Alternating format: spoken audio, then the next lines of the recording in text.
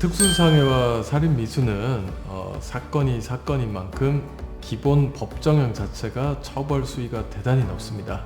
특수상해는 1년 이상 10년 이하 징역으로만 처벌하고 있고요. 살인죄는 5년 이상의 징역으로 처벌하고 있습니다. 특수상해, 살인죄 모두 공통적으로 법정형 자체에 벌금형이 없고요. 그래서 이 말은 죄가 인정되어서 재판을 받게 되면 벌금형은 아예 없기 때문에 징역형 아니면 징역형의 집행유예 두 가지밖에 없다는 얘기가 되고요. 극히 예외적으로 검찰 단계에서 기소유예, 특수상해 같은 경우는 기소유예를 받는 아주 극히 예외적인 경우도 있긴 하지만 기본적으로 피해자와의 합의를 보지 못한다면 징역형이 선고된다고 생각해야 될 매우 심각한 사건입니다. 그리고 특수상해와 살인에는 사실상 거의 비슷한데, 특수상해와 살인미수는 거의 비슷한데요. 판가름하는 어느 죄명이 적용되느냐고 하는 것은 사실 어떤 부위를 다쳤는지에 따라서 좀 나뉘는 경향이 있고요. 대표적으로 예를 들어서 깨진 맥주병으로 상대를 찔렀는데 그 찔린 부위가 목이라든가 가슴이라면 살인미수가 적용되는 경향이 있고요. 그게 아니고 팔이라든가 허벅지라든가 이런 부위에 찍히게 되면 특수상해가 적용될 가능성이 높습니다. 그리고 특히 특수상해든 살인미수든 어느 경우에든 위험한 물건을 사용한 경우, 대표적으로 깨진 맥주병 등을 생각할 수 있는데요.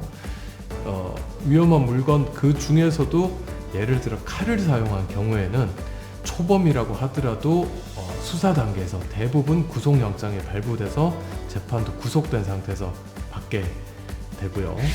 그리고 이렇게 특수상해든 살인미수든 피해자가 있기 때문에 피해자와의 합의가 가장 중요한데, 이렇게 피해자 입장에서는 제가 직접 사건들을 처리하면서 보면 한 번에 합의가 이루어지는 경우는 좀 드문 편입니다.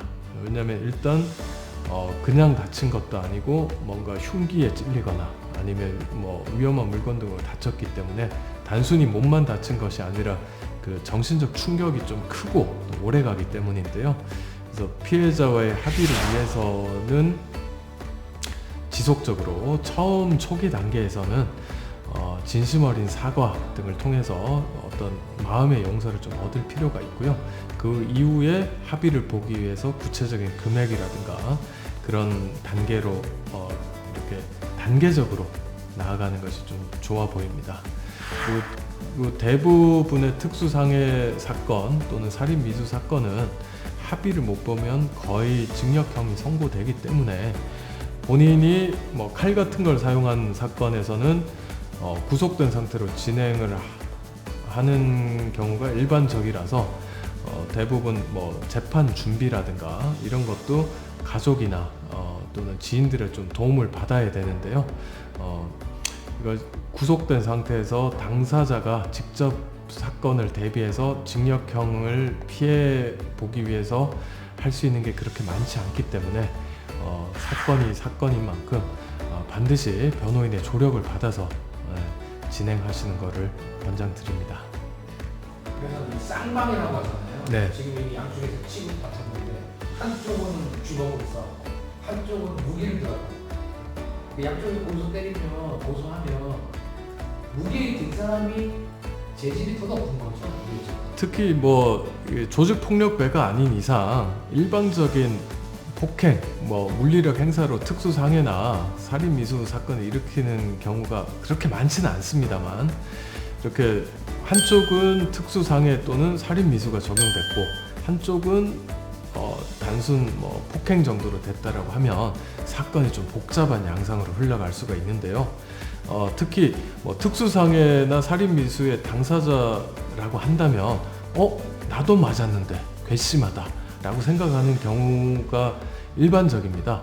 그런데 특수상해나 살인미수의 형량을 생각한다면은 괘씸하고 억울한 부분은 있다고 하더라도 원활한 합의를 위해서라도 맞고소를 하지 않는 것이 현실적으로 오히려 본인의 형량을 낮추는데 훨씬 도움이 됩니다. 그리고 아주 현실적으로 말씀드리면은 전략적인 부분에서도 본인은 고소를 하지 않고 그 합의를 진행하면서 그 조건 중에 하나로 상대방에 대한 폭행 고소 내지 신고는 하지 않는다라는 걸 어떤 그 합의를 위한 카드로 사용하는 것이 현실적으로 도움되는 경우가 많습니다. 그런 카드들 연장되면 안 되겠네요. 제가 뭐 이렇게 변호사 생활을 하면서 보면 뭔가를 들면 안 되고요. 그리고 미성년자하고는 안 엮이는 게 좋아요. 네. 모든 경우에 어쨌든 연장되는 것보다 미성년자를 엮이면 안 돼요. 미성년자를 엮이면 답이 안 나옵니다. 그게 뭐 성범죄든 아니면 일반 폭행이든 간에요. 미성년자랑 엮이면은 참작 경위가 있어도 안 먹혀요. 그리고 합의 보기 정말 힘듭니다. 왜냐하면 부모가 개입되거든요. 그러면은 미성년자 부모가 개입되면 일단 합의가 무조건 뛰게 됩니다. 네. 뭐 예를 들어 쌍방 폭행에 휘말렸는데 우리 상대방 분은 뭐 예를 들어 노인분이라든가 아니면은 조금 몸이 불편하신 분이라고 한다면은 기본적으로 무조건 불리하기 시작합니다.